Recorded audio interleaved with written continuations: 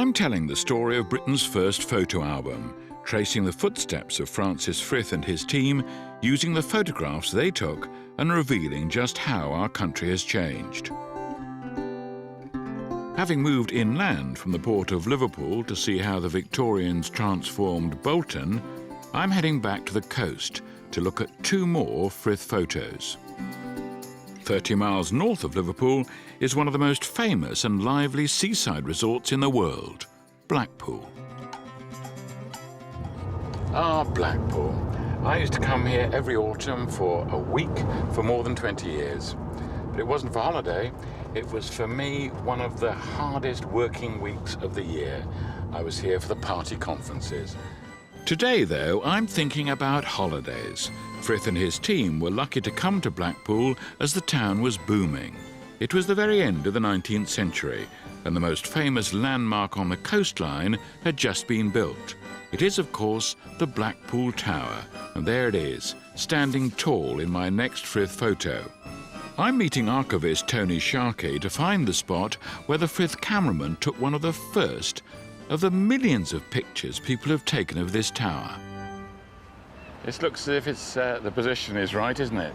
The position is more or less right, I would say. They were very skillful photographers, and they do make it look like a very grand building on this 1890s image. This photograph was taken only a couple of years after the tower was opened to the public, and the cost of the tower was upwards of £250,000, which seems very little in today's money, but was a considerable investment and a considerable risk at the time. So how much in today's money would that have been? In today's money, we believe that would be upwards of £40 million. Gosh, so it was an extraordinarily ambitious project. The tower was late Victorian Britain's attempt to emulate the brand new Eiffel Tower in Paris. It was largely the vision of one man, John Bickerstaff, Blackpool mayor, local hotelier and all-round entrepreneur. He believed a striking new landmark would give Blackpool a boost. So where did the money come from? Well, the money effectively is generated from the cotton wealth of the area of northwest Lancashire.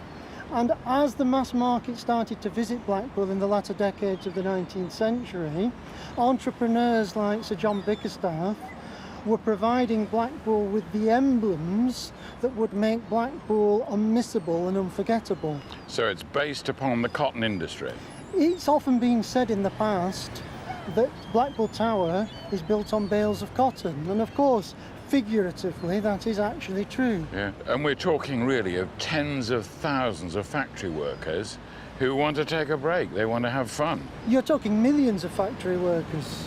There were other resorts in the market, and Blackpool was trying to do things bigger and better than anybody else. And Blackpool did those attractions at a level that neighbouring resorts didn't reach. Where Blackpool led, other resorts soon followed, and Frith and his team were there with their cameras.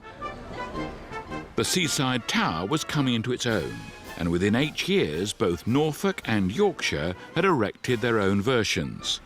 The greatest rival to Blackpool's tower came from just down the coast near Liverpool, where the Merseyside resort of New Brighton was determined to top it.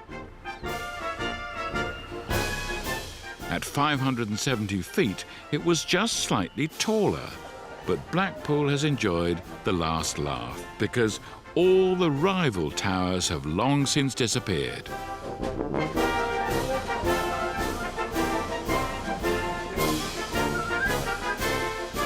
Now there's a new programme of restoration and improvement underway. The grand Victorian structure is being given a makeover. I'm keen to see how much has been preserved of the past and how the new owners have brought it up to date. How often do you come up here? We come once a month. Really? Yes. Yeah, once a month. Because what people don't realise is that we are standing on the most iconic seaside building in the world.